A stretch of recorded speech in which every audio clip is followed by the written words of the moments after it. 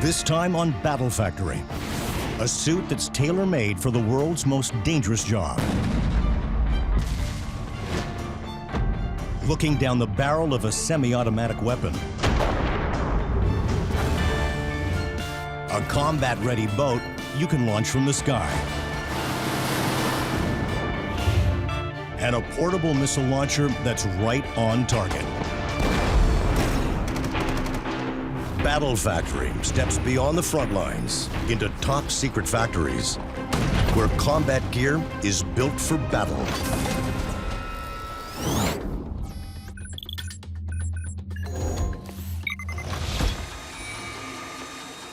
When these pieces of hard plastic and bulletproof fabric are molded and stitched together, they'll make a suit of armor that's tailor-made for the most dangerous job in the world. For the bomb disposal specialist, going to work means putting his life on the line. During the Blitz of World War II, the first modern EOD, or Explosive Ordnance Disposal, was established to deal with unexploded German bombs that landed and lodged in London streets. The first operatives worked unprotected, and detonation meant certain death.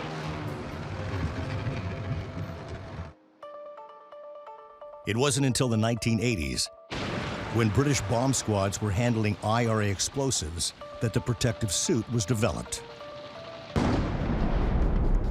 In combat zones like Afghanistan, where soldiers are more likely to be killed by an IED than by gunfire, bomb disposal specialists are in high demand and at high risk.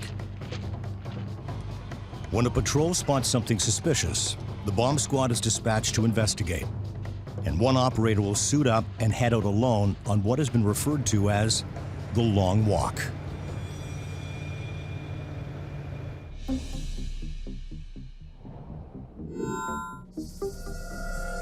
The bomb suit is made up of the helmet, the outer shell, the soft armor, and the hard armor.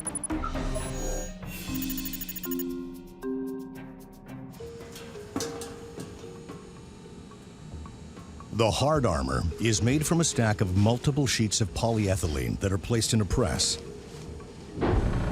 Heat, steam, and 1,000 tons of pressure fuse the sheets into a shield that's 10 times stronger than steel and made from the same tightly woven fibers that protect armored cars.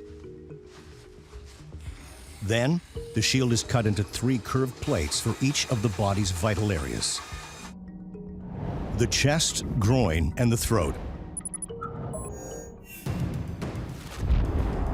The shield deflects the bomb's high-impact shock waves. Shrapnel has a tough time penetrating the armor. During a tour of duty in Afghanistan, Staff Sergeant Carl Badger Lee's steady hands and cool head have racked up the record for dismantling twice as many IEDs as anybody else.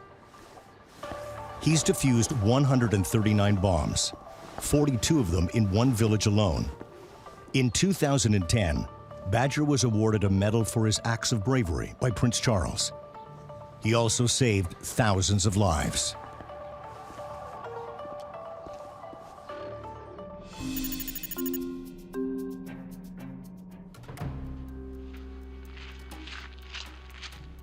While the hard armor protects against a worst-case scenario, when you're picking up bombs, you still have to be able to move. So the bulk of the bomb suit is made from flexible, soft armor that bends and stretches with the wearer. Sheets of bulletproof synthetic material called aramid are rolled onto the cutting table. Patterned stencils are laid over the material, traced and cut.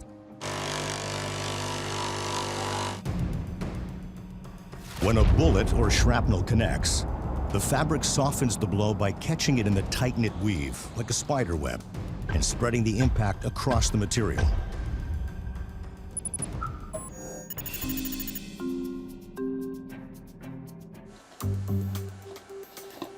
The bomb suit helmet starts as rectangular pieces of ballistic material, which are forced into a rounded steel mold. A heat-resistant balloon is dropped into the mold and connected to an air supply. The balloon is inflated, and the mold is placed in a kiln. The pressure and heat of the kiln shape the helmet. Once the shell is baked, the balloon is deflated and removed. The helmet is cut into shape with a handsaw. The surface is sprayed and baked to a hard glaze.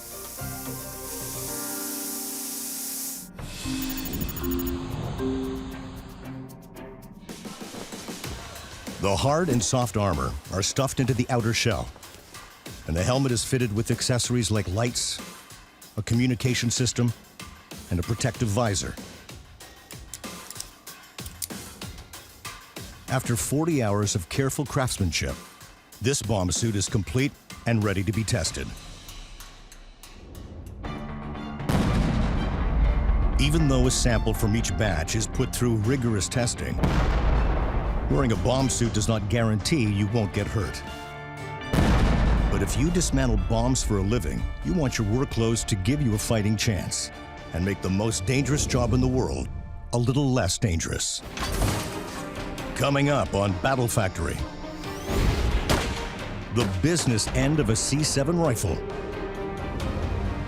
and an inflatable boat that can take a bullet without sinking.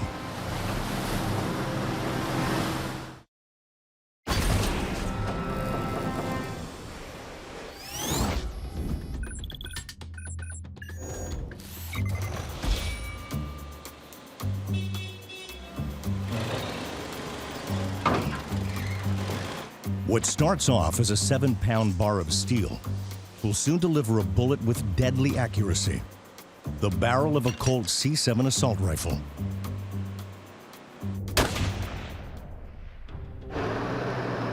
In the Gulf War, Rwanda, and Afghanistan, the Colt C7 has served as the standard-issued weapon to soldiers around the world.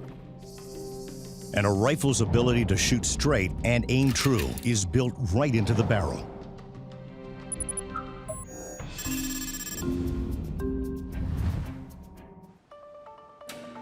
Cylinders of high-carbon tooled steel move along a conveyor belt to a machine which can precision drill the 10-millimeter holes in up to 4 barrels at a time.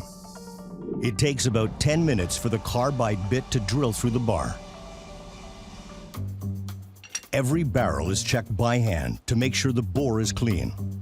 The C7 fires 15 rounds per second at speeds of over 3,500 kilometers an hour and has an effective range of up to 620 meters.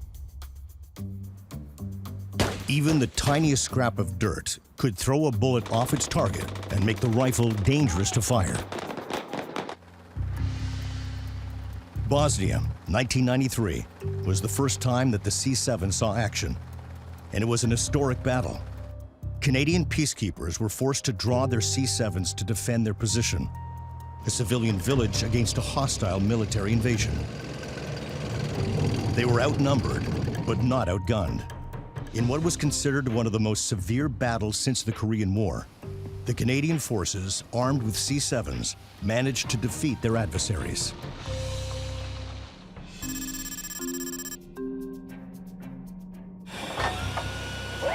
A robotic arm sends each barrel into the hammer forge. 4 synchronized hammers pound on the bar, which shrinks the bore diameter, stretches the barrel, and toughens the steel. Meanwhile, the barrel is squeezed around a spiral-shaped tool that forms the rifling, a unique corkscrew design on the inside of the barrel. These grooves in the barrel cause the bullet to spin and fly straight. They also etch a ballistic fingerprint in every bullet that'll match the gun it was fired from. Coming out of the hammer forge, the barrel has grown 20 centimeters. A technician inspects the barrel's interior, checking the grooves that make up this rifle's fingerprint.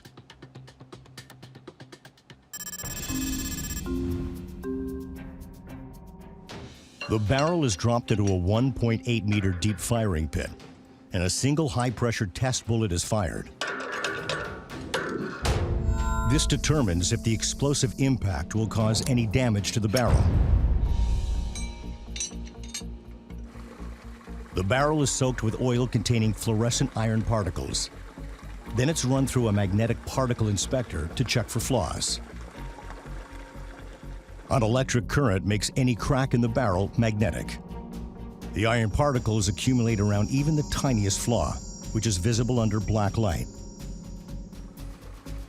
Less than 1 in 100,000 barrels are found to be defective, but this test is critical. After a month's worth of work, the test discovers a crack barely a fraction of an inch long. The barrel is rejected. A fracture might lead to the rifle literally blowing up in the shooter's face.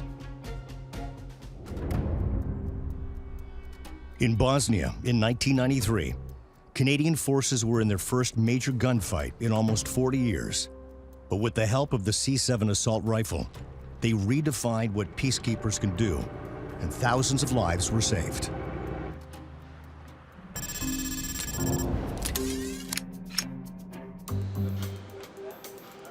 After meeting the demanding standards of the C-Series assault rifle, the rest of the barrel is assembled. Once the barrel is complete, it's hammered onto the stock. The C7 assault rifle is an extension of every soldier on the ground. The barrel is a critical extension of the C7. The action loads and fires the ammunition, but where that bullet is headed depends on the barrel.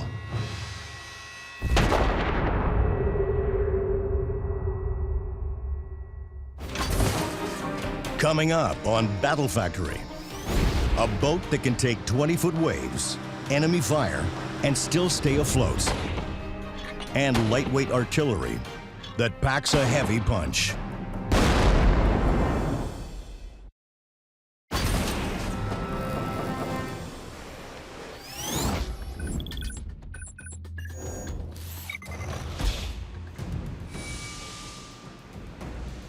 This sharp-edged wedge of steel is built to cut through and rise above just about anything the ocean can throw at it. From police operations to amphibious assaults, the Zodiac Hurricane is the go-to vessel for deploying Marines, Navy SEALs, and Special Forces around the world. Whether it's launched by land, aircraft, or off the deck of a ship, this boat is virtually unsinkable. The Zodiac Hurricane breaks down into 3 parts: an air-filled rubber collar, the crew compartment, and an aluminum hull.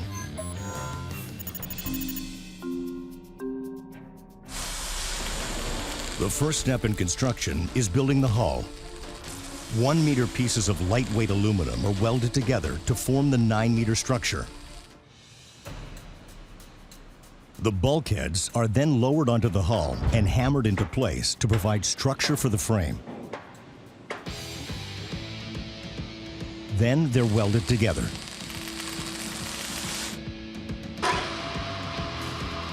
The welds are ground down to a smooth finish.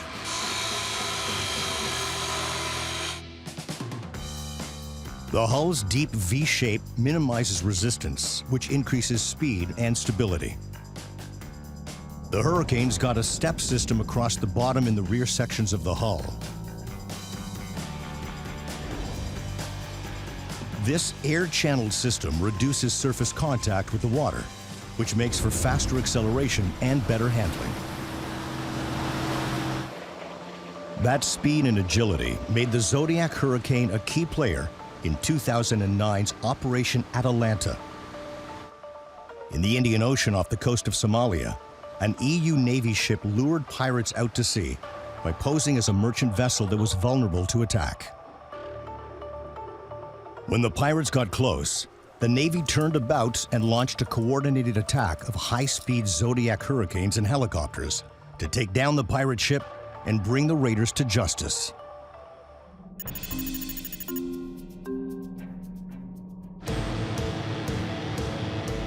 When you take a wave at 50 knots, the Zodiac Hurricane hits the surface with bone-crunching impact. But on board, the passengers are cushioned from the blow.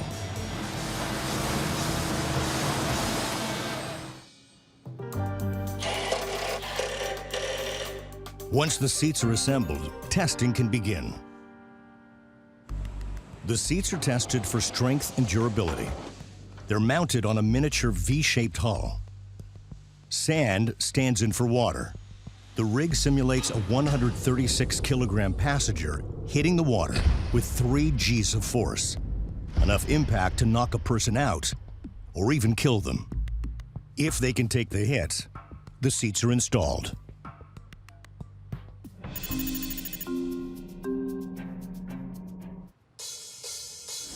The final step in the assembly is the inflatable neoprene collar. It's what makes a Zodiac a true Zodiac.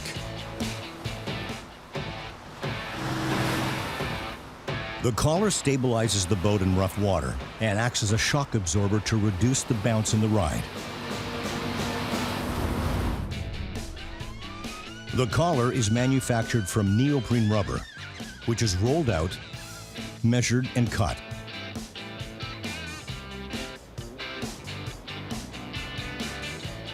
The pieces are carefully glued together using a heavy-duty cement to make sure the tube is watertight. And once the cement is dry, the collar is inflated and double-checked for air leaks. In a skirmish, the collar's outer layer of hard foam is designed to absorb a spray of bullets. But if one gets through, the collar has 5 separate air chambers, so it can take a hit and still stay afloat.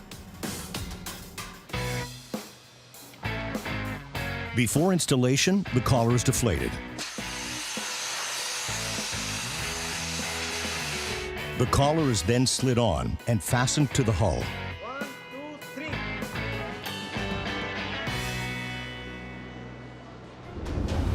Whether it's a high-speed pursuit, onboard assault, or anti-piracy operation, the Zodiac Hurricane is equipped for combat.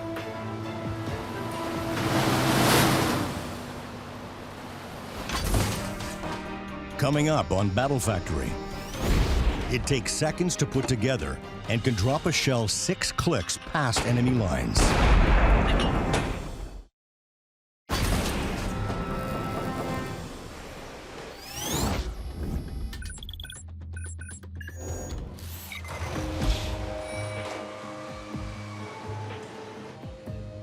Once these steel tubes are honed, they'll become portable missile launchers. An infantry weapon that's highly effective and deadly simple. The M252 81mm mortar can trace its roots back to the Stokes mortar, first used in World War I. This lightweight muzzle-loading artillery fired explosives that could arc over enemy barricades and land in the trenches. First introduced by the British in 1915, it soon became the most widely used mortar among the Allied armies. The modern-day M252 mortar assembles in seconds, can be transported over any terrain, and drops 15 rounds per minute with a range of almost 6 kilometers.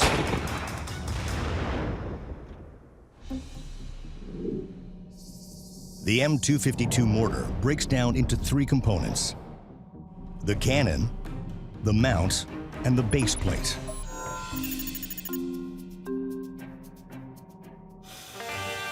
The base plate starts out in a cutting-edge machining center and is milled to be both sturdy and lightweight. It's showered in coolant to reduce friction and heat. And when it's finished, it will only weigh 13 kilos. The base plate stabilizes the mortar so it can fire accurately no matter where it's set up. It also absorbs the recoil that would otherwise drive the cannon into the ground.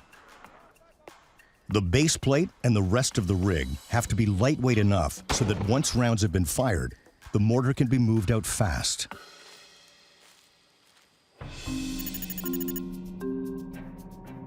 The core of the mortar is the steel cannon that launches the shells. When a shell is dropped into the mortar, a primer connects with the firing pin and ignites the propellant, which creates the explosion that launches the shell from the cannon.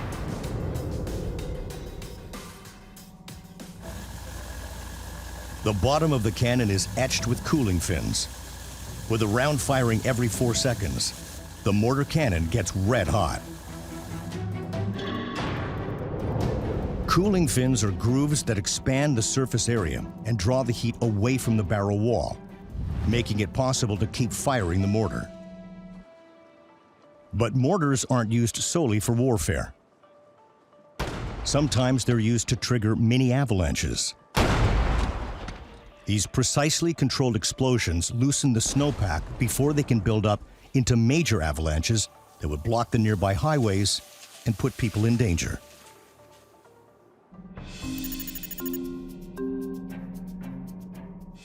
The mount on the mortar serves triple duty. It stabilizes the cannon, helps absorb the force of the blast, and can adjust the angle for aim. The mount's shock absorber uses springs to dampen the mortar fire's recoil. Once the mount is assembled, a hand crank can adjust the angle. During a mortar operation, every second is critical. On the front lines, mortar teams use this lightweight, compact weapon system to support infantry and penetrate enemy blockades. And like the mortar itself, the team is a synchronized unit acting as one to achieve maximum impact and maximum effect.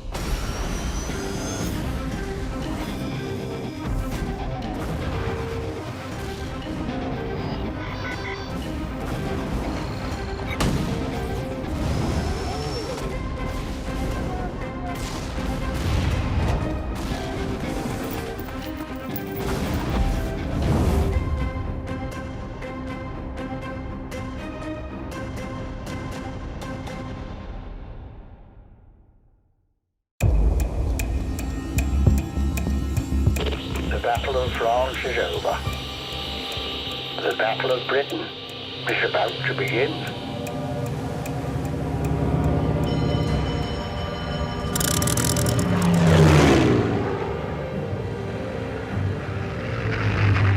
It's the summer of 1940. Hitler's forces are poised to invade Britain, and all that stands in their way are the men and women of the Royal Air Force.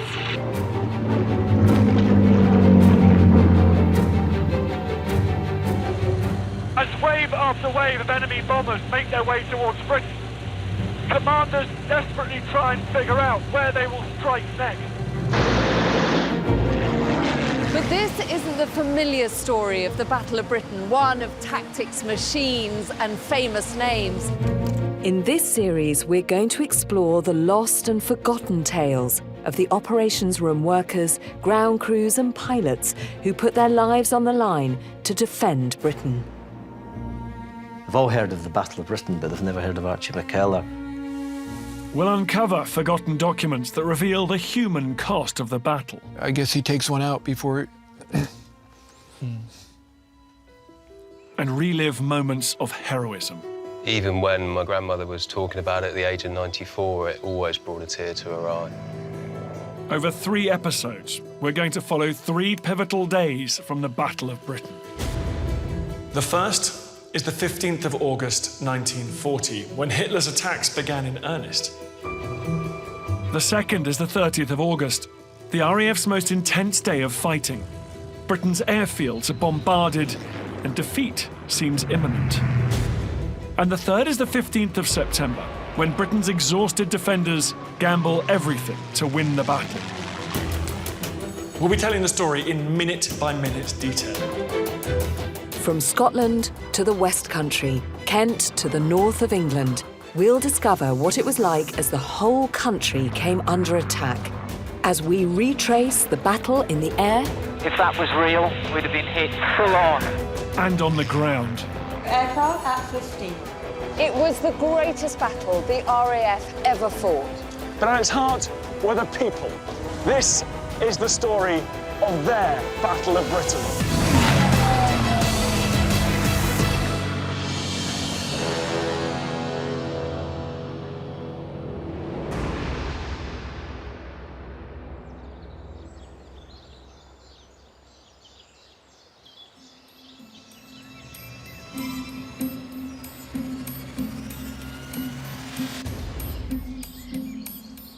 6 a.m., the 15th of August, 1940. The Battle of Britain began 5 weeks ago, on the 10th of July.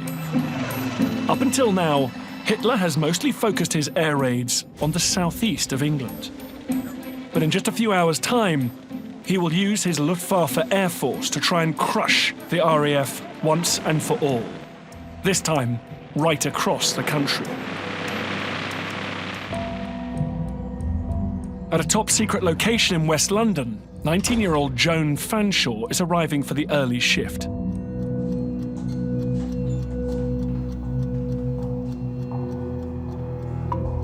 I'm heading 18 metres or 60 feet beneath the London suburb of Uxbridge. It's an unassuming location, but it would play a crucial role in the Battle of Britain.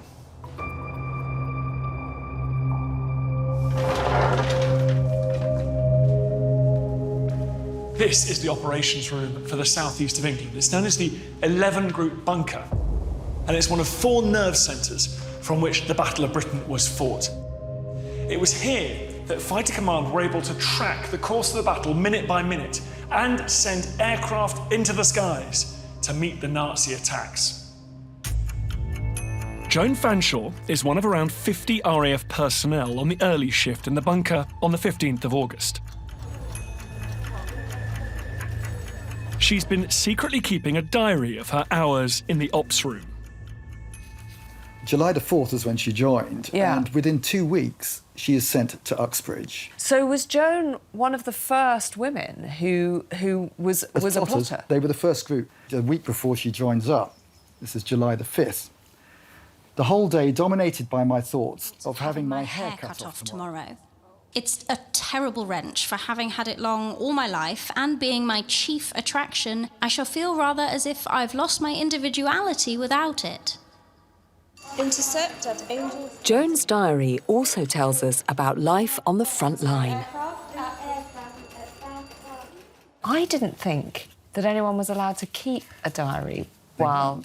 She's fairly careful what information goes in there. Right. You don't hear anything about what's really going on in there. Yeah. But you know she's at Uxbridge, and you know she goes underground. Right. Which maybe would be more information that would want to fall into other people's hands. I don't know. Joan is a member of the WAF. And according to the recruiting brochure, her official job title is Clerk, Special Duties. But she's actually a plotter. She stood on this very spot, and her job was to look after the space between Dover and Calais on this map. She would listen for incoming intelligence and then plot the position of enemy aircraft using these blocks, which represented Luftwaffe raids. And this one here represented British RAF squadrons. Once it was all plotted, that would give her commanders a picture of what was going on in the air. We know about her shift on the 15th of August because she writes about it in her diary. Got up early to go on duty at 6:45. We were not really terribly busy till the end of the watch when things started to happen. Joan's shift started quietly. The weather was poor. It was too cloudy for the attacks to begin. But that wouldn't last long. Also playing a waiting game early that morning are hundreds of RAF pilots up and down the country, including a 28-year-old Scottish pilot at RAF Drem in East Lothian, Scotland. Flight Lieutenant Archie McKellar has already been in the RAF for 4 years. Now he's trying to catch a little sleep after getting back from his night patrol at 4:20 a.m. But Archie isn't a typical pilot. I've come to Glasgow to find out more. So tell me a little bit about him. Well, there was John and Margaret, that was his mother and father, and they wanted him to go into the family business, plastering construction, and he didn't want to do that. Archie wanted to fly. Right. It was a working-class family, Yeah. so sort of flying was quite a big dream, really, for a young man like this. It was a dream. It's something he wanted to do. Yeah. He decided I'm going to fly without my parents knowing about this. A typical kind of McKellar thing. Is it? Yeah. Is it? Were you the same? Similar things, yes.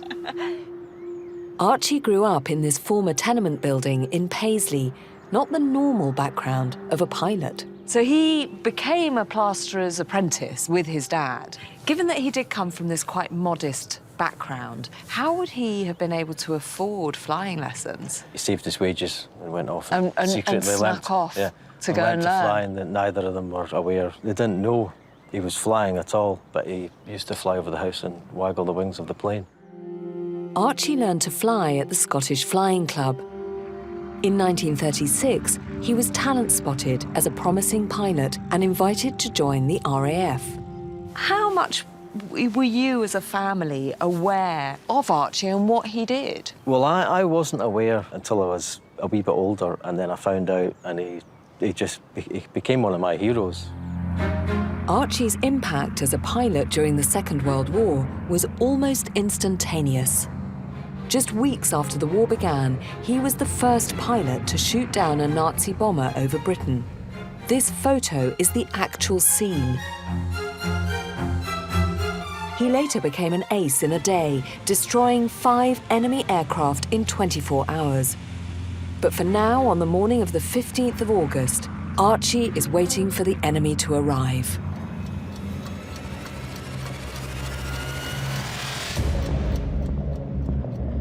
"11:10 a.m. The clouds clear, and there's a blue sky over Kent. Then, blips appear on the radar. The enemy are approaching from over Calais, around 20 miles away from British shores. They can be over targets in southeast England in less than 20 minutes. It's the first wave of an enormous Luftwaffe raid. The force includes 50 bombers, each carrying up to 1,000 pounds of bombs. Their objective? To destroy Britain's airfields. Protecting the German bombers are dozens of small, fast and deadly fighter planes. The RAF must intercept the raid before it reaches its targets. Every second counts. The largest force seen in the battle so far is about to hit Britain.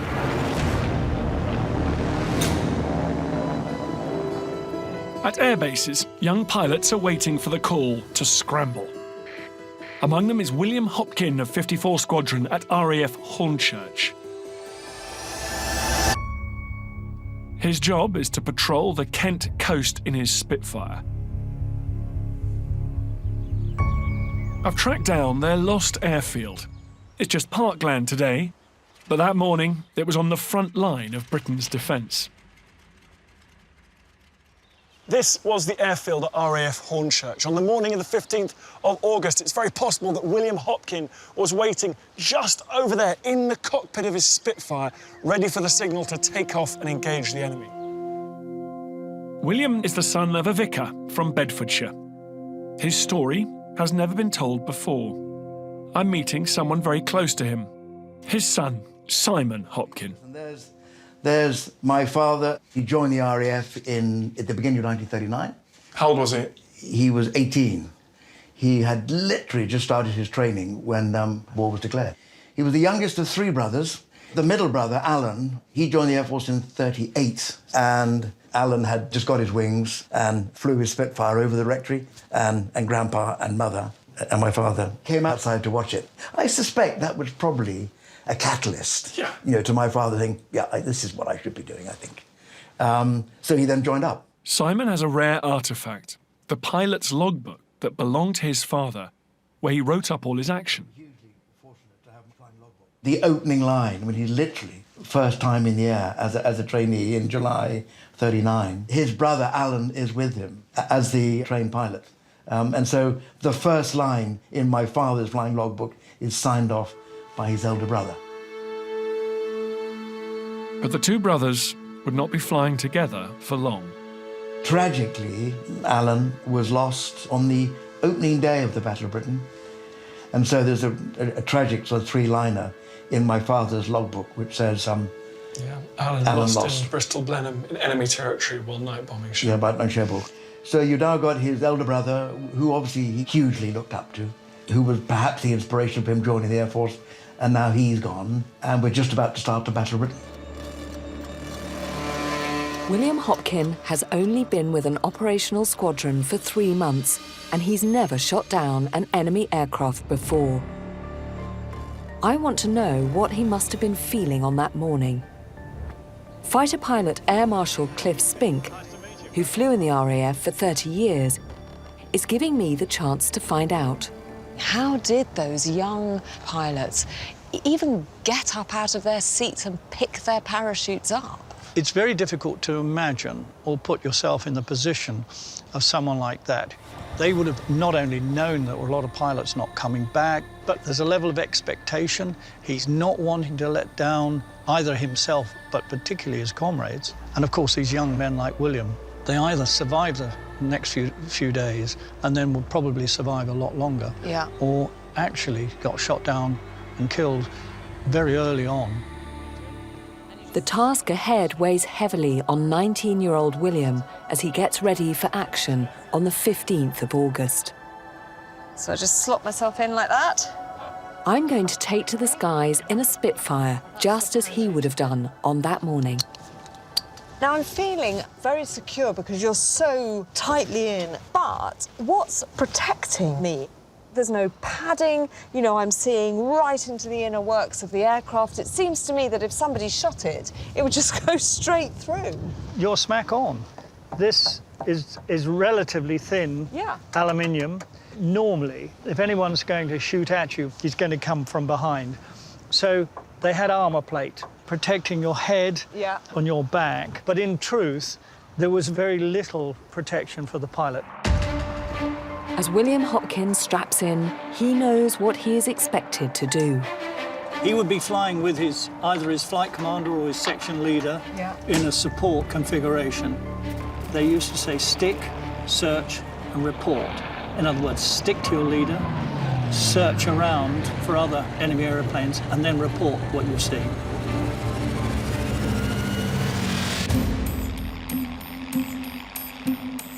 At 11:18, William is ready to take off from his base in Hornchurch with 54 Squadron. It's going to be a long day.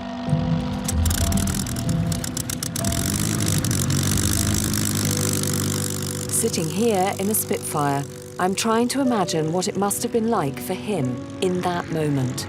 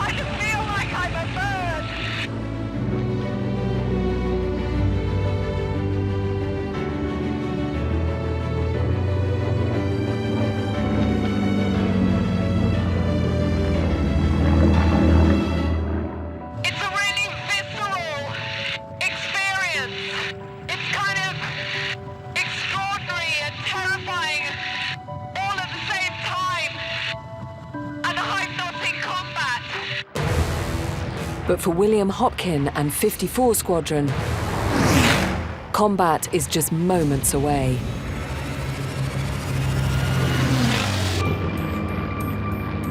"11:30. The Luftwaffe raiders are nearing their first target, the airbase at Hawkinge on the Kent coast. Amongst them are a group of 50 deadly dive bombers. 54 Squadron, including William Hopkin, meet the enemy and are ordered to engage.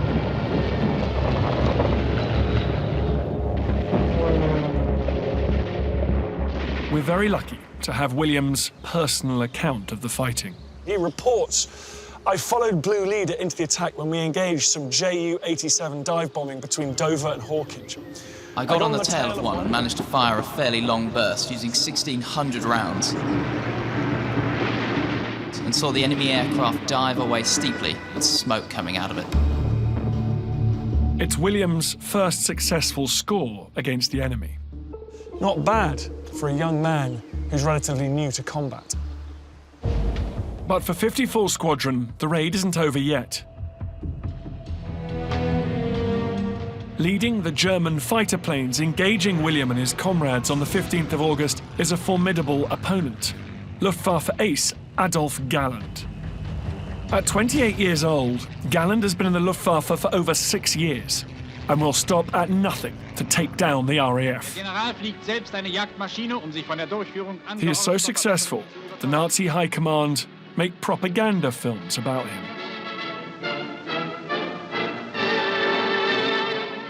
Here we have a set of pictures which have never been seen on television before and which display the character of Galland.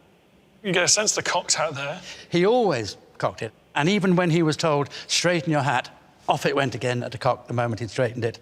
There's something of the maverick about him, isn't there? There is. Well, Galland subscribed to the heroic view of the German fighter pilot, and he took that sense of deep commitment, very personal pride, but very independent viewpoint into combat with him, with the complete and utter conviction that he could do what he set himself to do. By the morning of the 15th of August 1940, Adolf Galland has already shot down over 17 Allied aircraft. And now he's in the skies over Kent. William Hopkin and the pilots of 54 Squadron are in his sights. But they have their very own ace. Al Deer is an extremely experienced pilot. He's only 22, but he's already been decorated by King George VI for his bravery.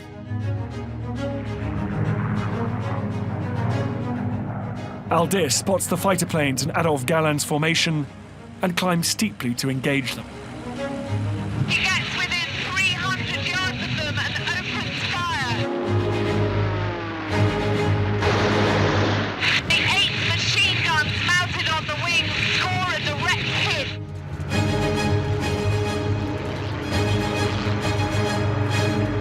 But it's not Galland. He is now ready to make his move. Galland swoops through the aircraft of 54 Squadron. Looping around, he gets on the tail of one, spraying it with shells. The Spitfire plummets to earth.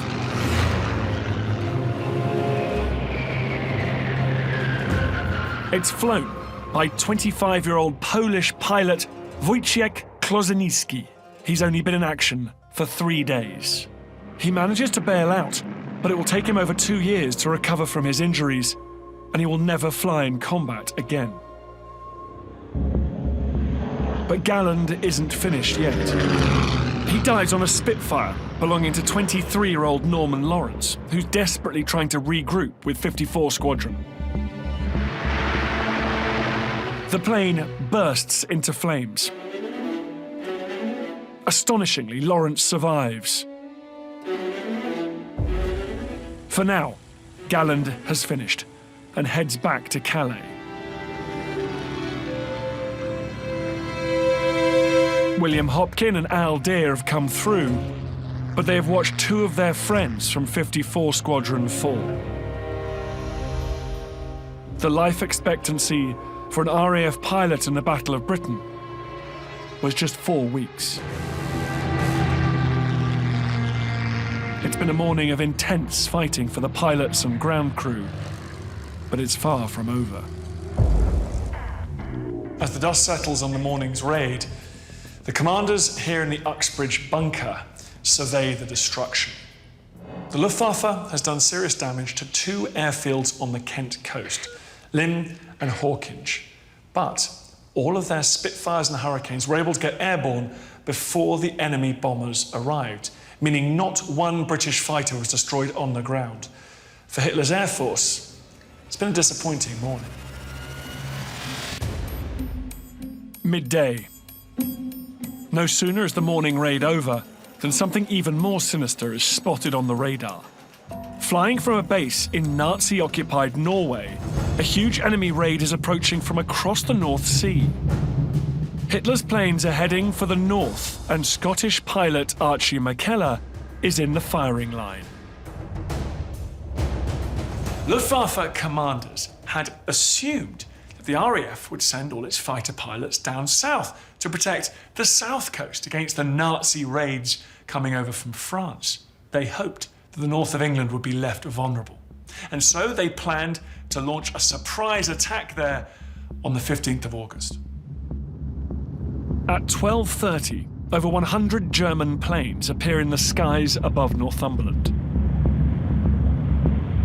Despite the enormous numbers of enemy aircraft, the RAF spot the raids nice and early and are able to get their planes into the sky in plenty of time. When the enemy arrive, the RAF are waiting for them. 3 RAF squadrons are in the skies over the north, including 605 Squadron. 28-year-old Archie McKellar is their flight leader.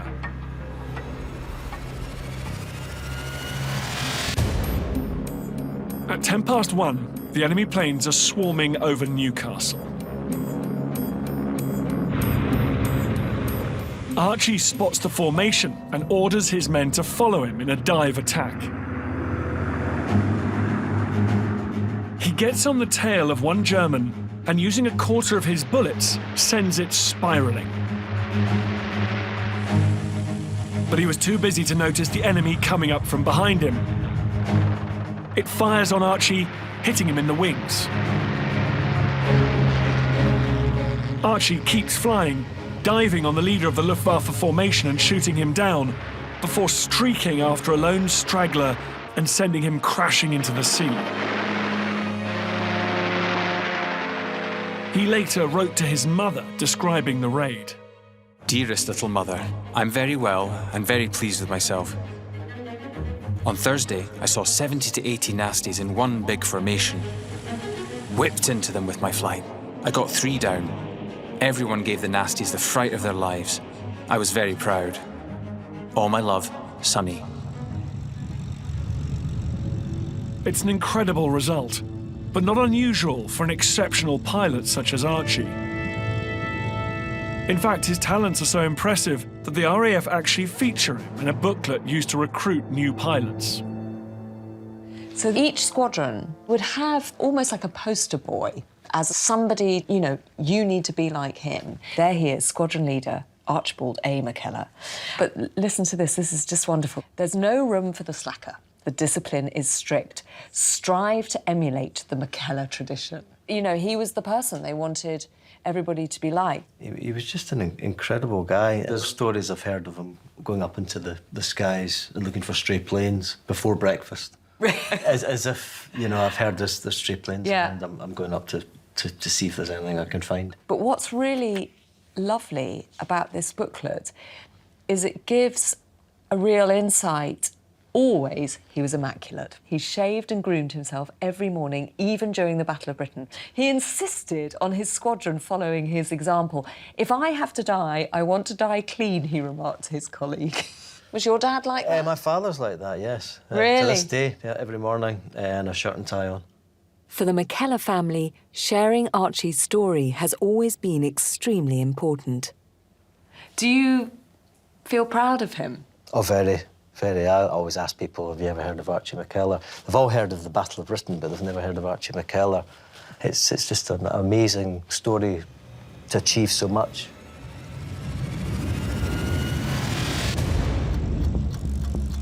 "13:45, Archie returns to base. His actions over Newcastle that afternoon are part of a strong response from the RAF. Destroyed German aircraft lie strewn across the ground. The Luftwaffe's attack on the north is a disaster. Despite having fewer planes, the RAF fends off the enemy raids. It's down to Fighter Command's ingenious intelligence system, and the bunker in Uxbridge, where WAF Joan Fanshawe works, is a key piece of the puzzle.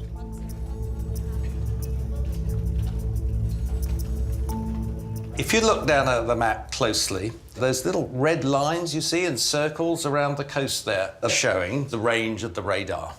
And that gives you about a 20-minute warning, so you know when hostile raids are coming in. In 1940, radar is a brand new, top-secret technology, using radio waves to detect aircraft over the channel. But it has a drawback. Once the planes have passed inland over the radar towers, they become invisible. The solution is distinctly low-tech.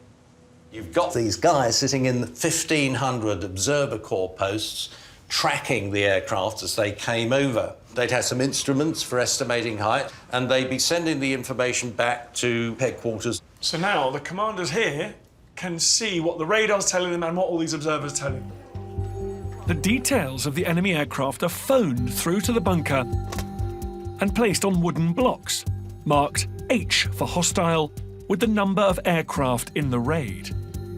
It's Joan Fanshaw's job to plot these enemy aircraft on the map. 10 aircraft at 15. The Royal Air Force were very keen on getting women involved, wanted to get as many women as it could, doing as many jobs as possible. So these women that are moving the plots around, like Joan, are a kind of critical part of this machine. Oh, yeah. Commanders then have a complete picture of the situation and can send the most appropriate squadron to meet the enemy. 602, 213, squadrons to readiness. So the Germans had no idea this was here and no idea this system existed? No. I think you could describe this as our secret weapon. For Joan, being part of this crucial system is not an easy task. On the 15th of August, after her morning watch ends, we can see from her diary that she's flagging. I lay down a bit after lunch, feeling rather tired. It was intense concentration when it got busy, and it sounds very tiring. They were on 4-hour watches, but I think when they came off it, they were extremely tired. But despite the fatigue and seeing some of the worst fighting of the battle so far, Joan is still able to find some light relief. Had a drill after the watch, and we had to do imaginary saluting of officers to each other. We nearly died with laughter.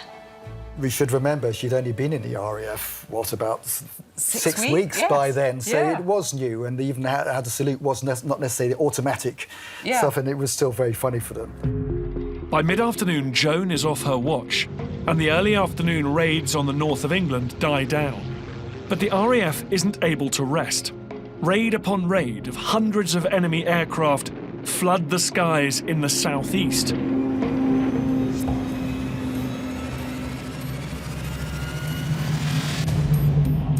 Just after 3 p.m, William Hopkin is in the air again to intercept one of the multiple incoming enemy attacks. From his pilot's logbook, we can see that it's the 4th time he's been up today. You're on call 16, 17, 18 hours a day, and within that day in and day out, you're up 3, 4, 5, 6 missions a day. So just the tiredness, but the strain of the fear and of the fatigue must have been extraordinary. Despite the incredible strain put on the pilots, they keep flying day after day, week after week. And you look at some of them relaxing in 54 Squadron here. I think it's that bond, you know, that camaraderie that comes through, that when you're part of a fighting unit, you haven't been born together, but a lot of you trained together, you fought together, you socialized together, you've seen a lot of tragedy together. You look at the names of those relaxing on the grass, and of the 4 pilots mentioned there, 3 were lost during the battle. R.I.P., R.I.P., yeah.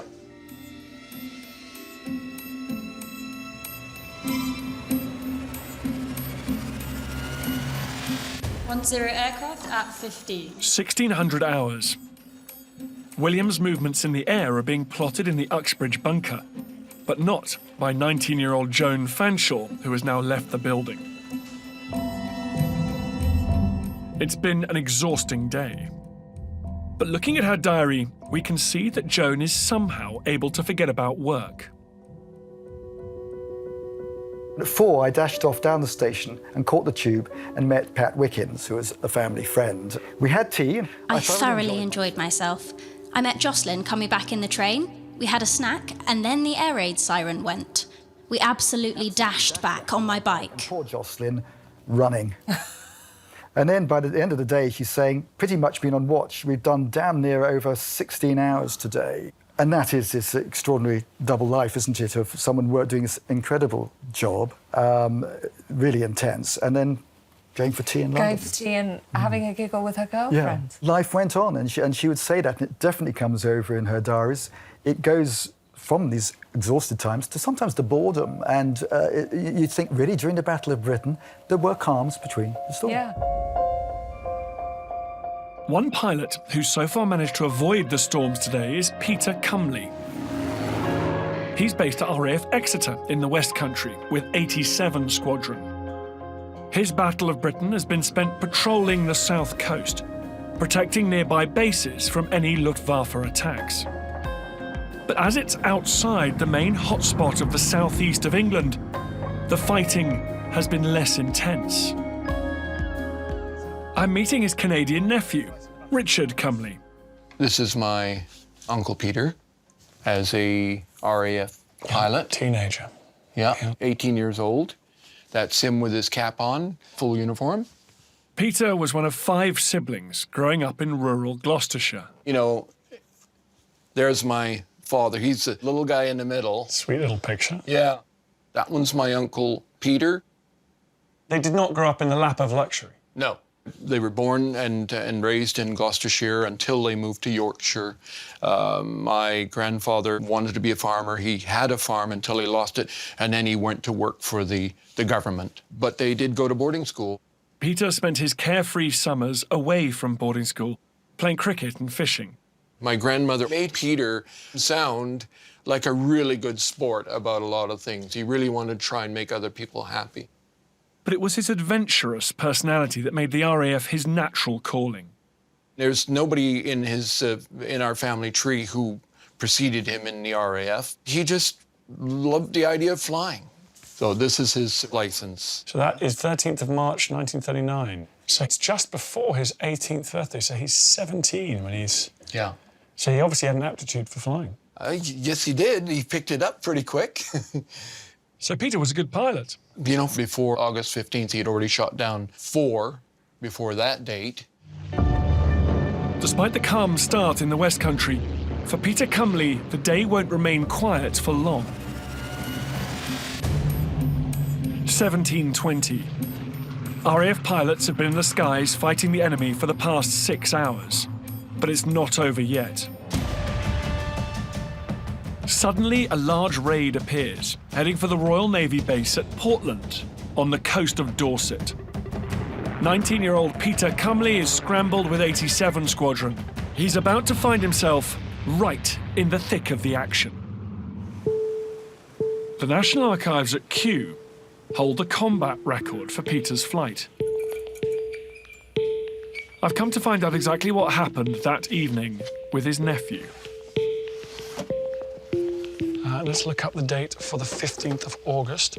This is in the afternoon by this stage. At about 17:30, there was a panic takeoff by both squadrons.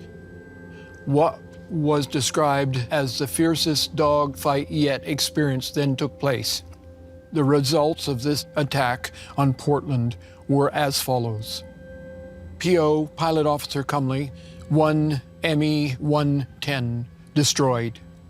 That's your uncle? Yeah. That's his 5th aircraft destroyed in the war so far. Yeah. Peter destroys an enemy aircraft, a huge boost to his squadron. But the combat report also reveals the details of the moment that comes next. And can you read this bit out here? Our casualties were Squadron Leader Lovell Gregg and Pilot Officer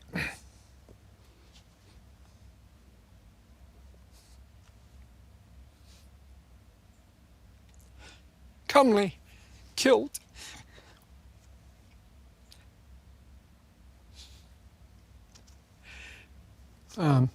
P.O. Cumley was able to shoot down an ME-110 into the sea, but unfortunately, another was on his tail, and he followed his victim into the water.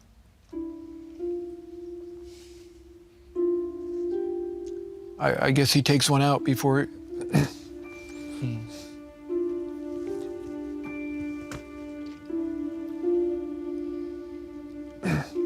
He takes one more out before they take him out.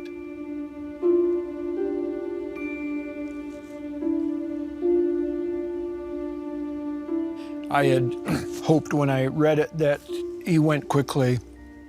He didn't end up freezing to death in the channel like some pilots did.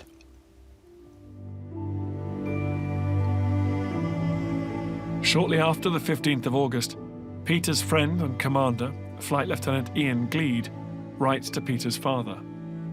This is a note he gets back from... Dear Mr. Cumney, thank you for your letter. One of my pilots saw Peter's plane hit the sea about 10 miles off Portland. He had not used his parachute. After the battle, 2 other planes and myself searched the area but found nothing. It is with very deep sympathy and sorrow that I must tell you that, in my opinion, there is very little chance of Peter being still alive. I cannot tell you how much we all miss him. Yours sincerely, Gleed, Flight Lieutenant. Yeah. Yeah. They were friends. So it's not an overstatement when he says here how much he missed him.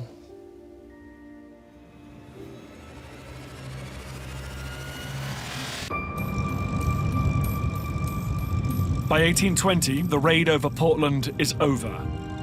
Several enemy planes are downed, but the RAF has suffered too. They can't keep sustaining these losses.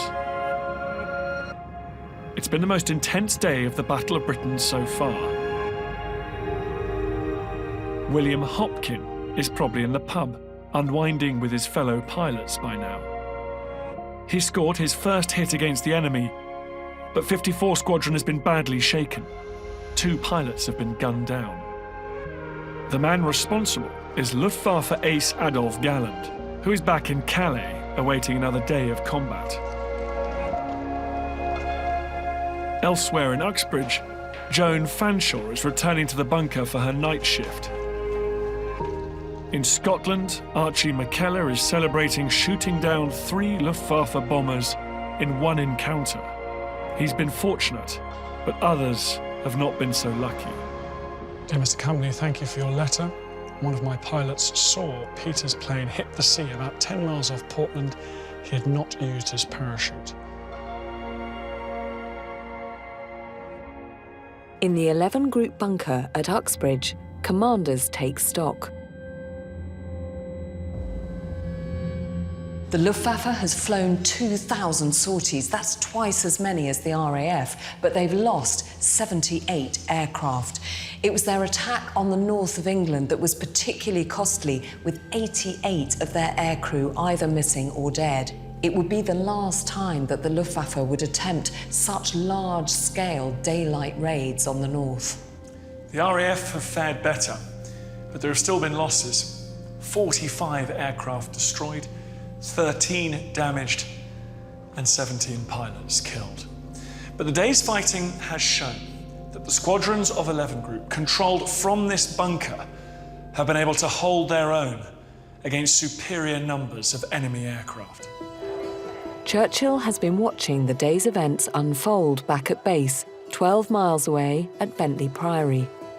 When Churchill left Fighter Command HQ that evening, he described the 15th of August 1940 as one of the greatest days in history. But for the Luftwaffe, who had failed in their bid to destroy the RAF, the 15th of August became known as Black Thursday. The following day, Churchill commented to a friend that never, in the field of human conflict, had so much been owed by so many to so few. 4 days later, he repeated that phrase in Parliament, in what would become his most famous speech. But had Winston Churchill spoken too soon? Next time, we discover what happens when Britain stands on the brink of defeat.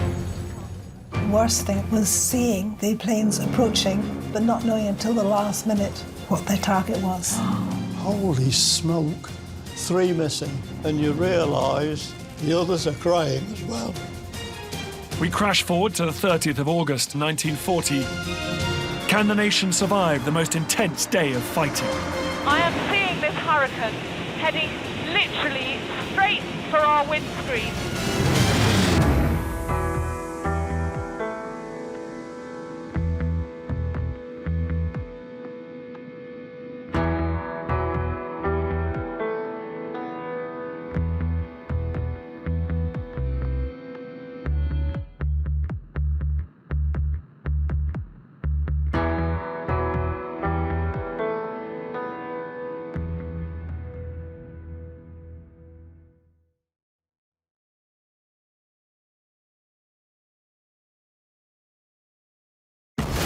This time, on Battle Factory, a personal flying machine that takes surveillance to new heights. A GI jacket that blends into the background. An army base you can pack on a truck and drop on the front line.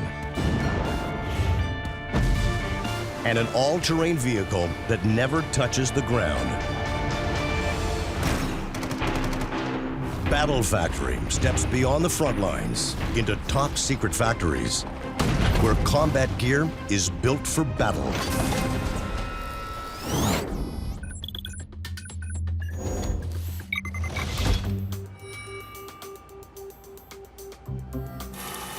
When this piece of lightweight aluminum is cut and tooled, it will become the frame of a personal flying machine.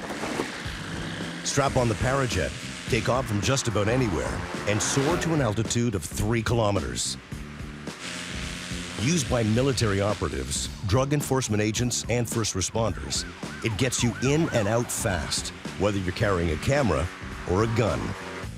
Since implementing the Parajet, flying cops of Florida's Palm Bay Police Department are now able to spot stolen vehicles and locate marijuana grow fields from the sky.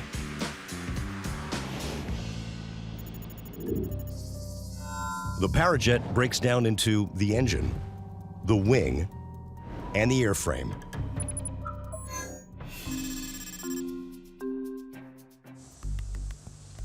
The first step in making the airframe is to machine the base plate. It's made from super strong aircraft-grade aluminum. This is the heart of the airframe that will hold the engine and gas tank on one side and the harness on the other.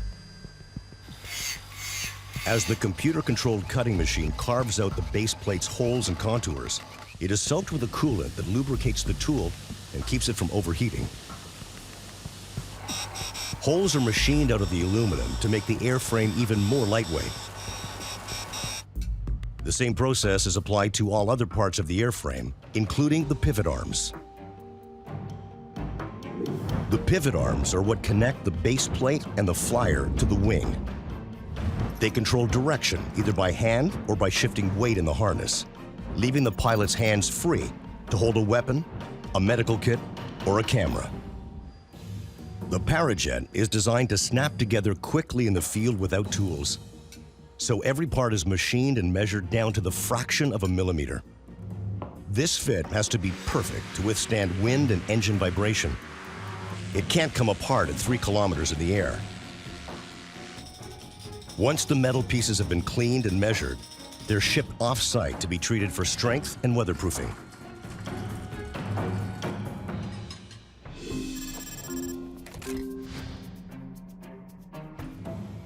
The freshly treated parts are returned to the shop floor, and assembly of the airframe can begin. First, 6 spars are clipped to the base plate to form the framework. Curved aluminum completes the cage, which protects the pilot from the propeller blades. A fuel tank is hung on the base plate, which will last for 3 hours of flying. Netting forms a barrier between the flyer's arms and the blades. Finally, the 27 horsepower engine is mounted to the base plate. If the wind is right, the Parajet can carry a flyer at top speeds of 65 kilometers an hour. Next, it's time to connect the harness. The harness attaches the Parajet to the pilot. It gets snapped onto the base plate and bolted to the pivot arms. The propeller is made of 2 lightweight carbon fiber blades. They're fitted together and bolted to the engine.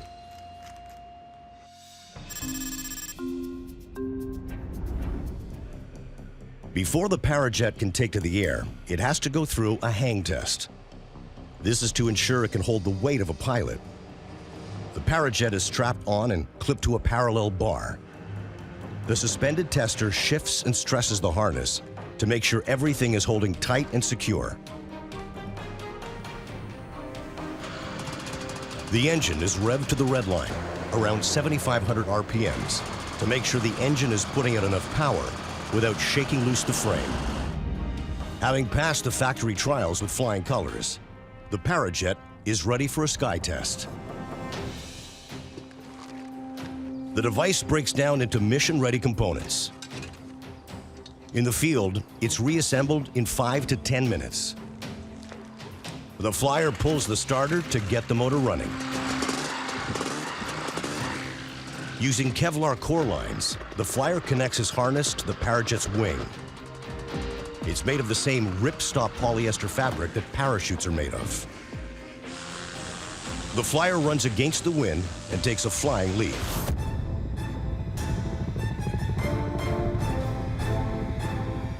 The test pilot puts the Parajet through demanding maneuvers, banking and diving, and turning the craft by pulling the hand toggles to steer.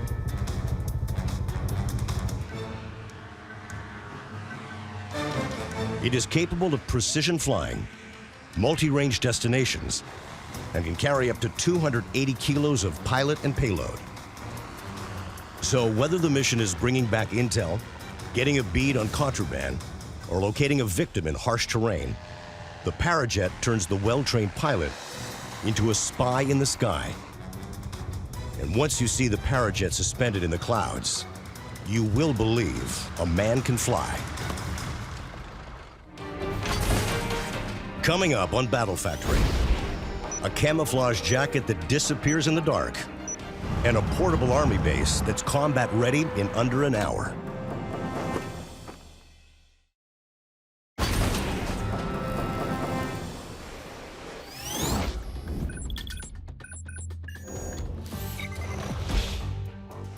This camouflage print was digitally designed under the supervision of the Canadian military's Department of Defense. Then the material is brought here and tailored into a soldier's most versatile action wear, the camo jacket. CADPAT, which stands for Canadian Disruptive Pattern, is the latest in camouflage combat wear. It's made to look good while not being seen. Uniforms were originally made with bold colors, so soldiers were easy to identify in a cloud of artillery smoke. It also made them easy targets. By World War II, GIs were wearing camo, like the American frog skin and the British brushstroke pattern. The CADPAT jacket also camouflages the wearer at night by masking his infrared signature. A classified formula in the dye makes the jacket almost undetectable to night vision scopes. It takes 54 individual pieces of rugged textile to form the jacket, and it will be worn from basic training to the combat zone.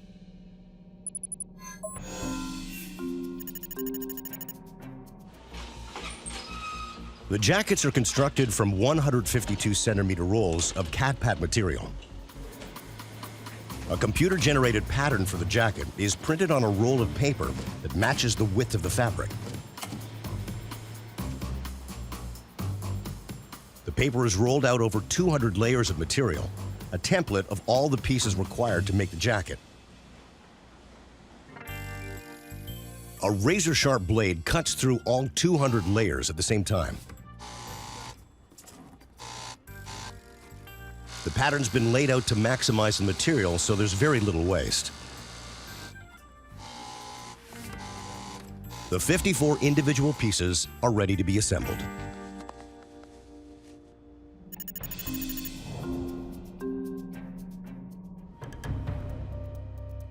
At the sewing station, it takes 42 people almost 2 solid hours to put the jacket together.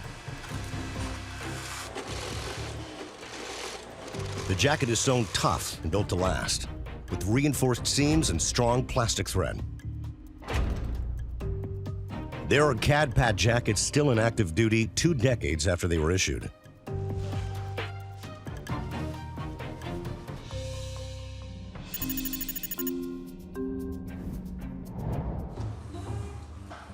Once complete, every jacket gets a careful inspection, testing the Velcro fastenings and pocket strength.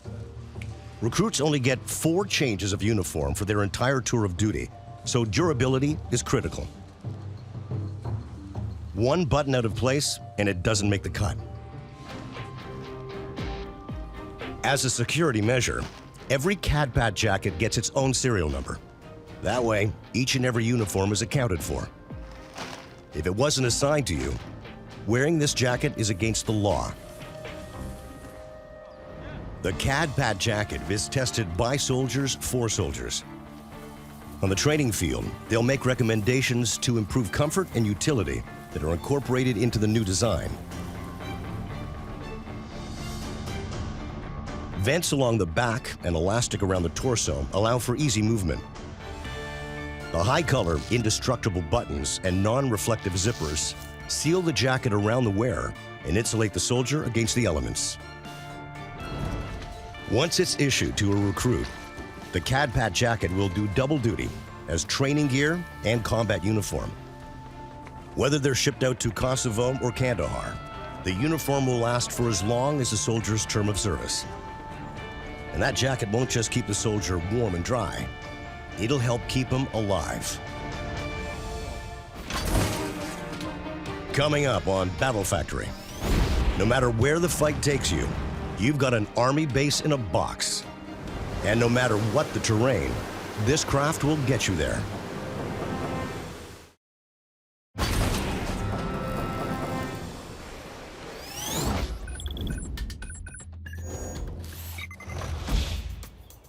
These boxes may look like standard storage containers, but these stackable, shippable units can travel to combat zones anywhere on Earth. And in 30 minutes, they can unfold into a fully equipped military facility. They can be customized into command posts or science labs, hospitals or barracks. These mobile military shelters can create a working army base in the middle of nowhere in a matter of hours. Each unit breaks down into two parts: a rugged metal container and high-tech tenting that can expand into 27 different workspaces and living areas.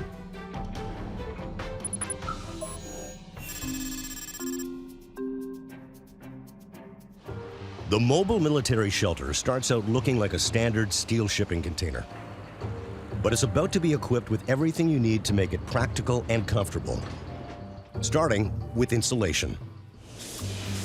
Every surface is coated with a heavy-duty foam insulation. It's mixed with a chemical called cyanide, so it hardens quickly. Cyanide is highly toxic, so the area is restricted to workers wearing safety masks. Once the installation's complete, each of the 2,600 parts, including locks, frames, and handles, are painted military green. This reduces the unit's infrared signature, making it tougher to detect.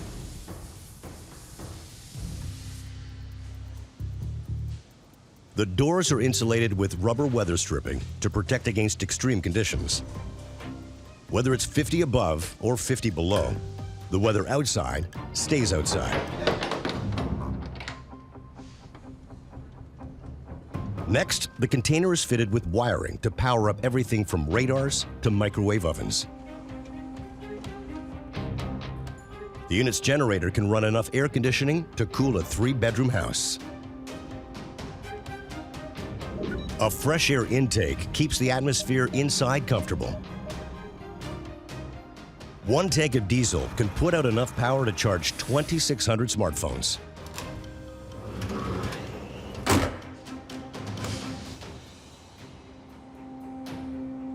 Once the unit is assembled and wired, it's ready for testing. It has to be able to weather any storm, so it's put through a high-pressure hose down on all the joints and seals. If it can't handle the outside, they don't start work with the inside. When the Canadian Department of Defense needed to keep warm in the Arctic, a Hercules transport plane airdropped instant shelter onto the sea ice, 80 kilometers north of the most northern landmass on Earth.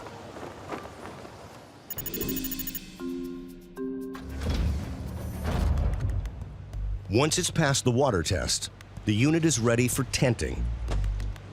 The exterior metal walls drop down to form the expanded floor, and the built-in tenting material forms the walls. A wafer of high-tech bubble wrap is sandwiched between 2 layers of PVC. This insulates the tenting against Arctic chill and desert heat. The tenting is unrolled and support rods are installed.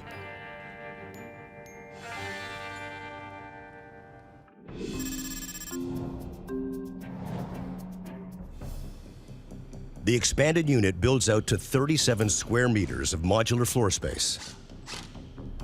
It can be outfitted to any one of 27 different units, including satellite imaging center with radar system tracking device, vehicle repair depot equipped with hydraulic lifts, or a field hospital complete with exam tables and medical equipment. To make the unit transport ready, furniture and gear are locked snugly into the middle of the container.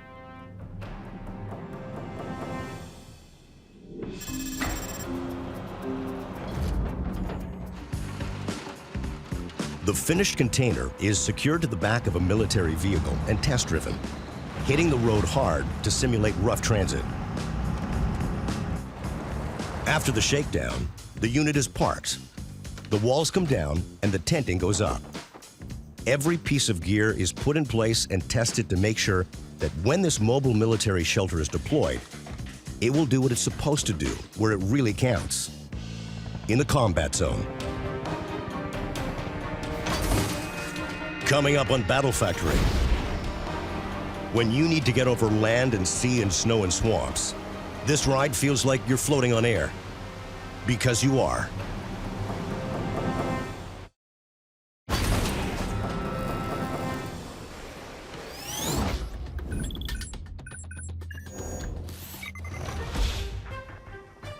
When these PVC panels are filled with air, they can transform a boat into a hovercraft.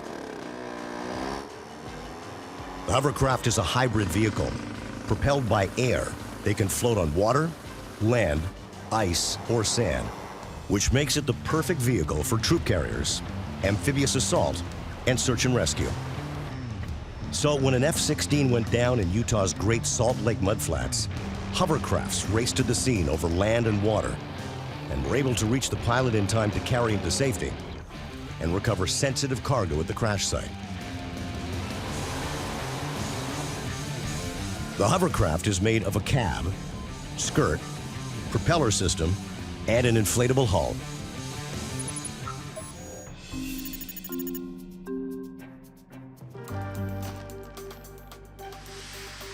The high-strength PVC hull has 5 separate buoyancy chambers. Even if 3 of them lose pressure, the hull will still stay afloat.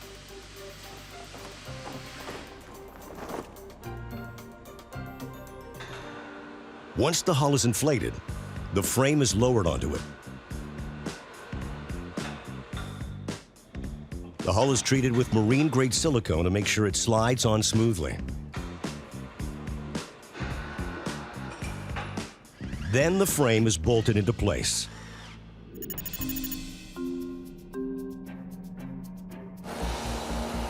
The skirt is what makes the hovercraft hover.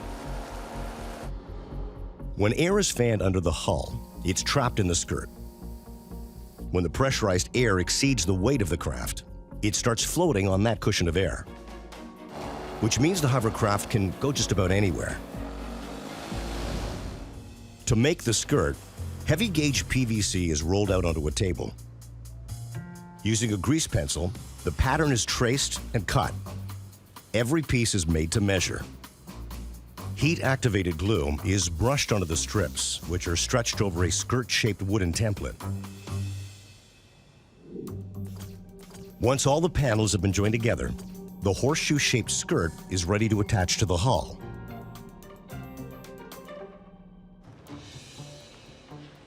The underside has been brushed with adhesive, and the completed skirt is pressed onto the hull. Then it's hoisted and flipped, and the skirt is wrapped around the hull and heat-sealed tight.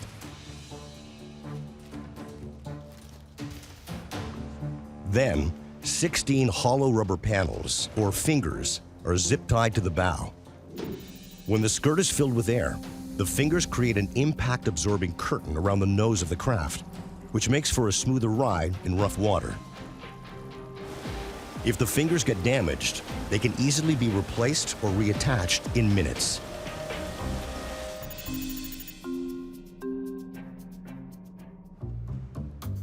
The hovercraft is equipped with a variable pitch propeller system.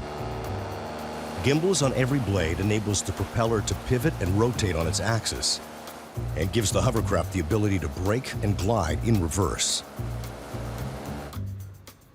Rotating the propeller on a spindle, the tech checks that all the blades are weighted exactly equally, adding a washer if a blade is even the tiniest bit out. A misaligned propeller will cause major vibrations when spinning at top speed. Once complete, the propeller is mounted in the cage to protect it from getting clogged with bits of debris. 3 rudders are fastened behind the propellers, which directs the airflow and steers the hovercraft, not unlike a helicopter. Finally, the fiberglass cab and seats are dropped into the frame and bolted in. The dashboard containing speedometer and pressure gauges, throttle, and steering systems are installed. The hovercraft is good to go, ready to glide over land and water. With its wide skirt and low center of gravity, the hovercraft is almost unsinkable, even at top speeds of 100 kilometers an hour. Part boat, part airship, all terrain, the hovercraft is mission ready, no matter where that mission takes it.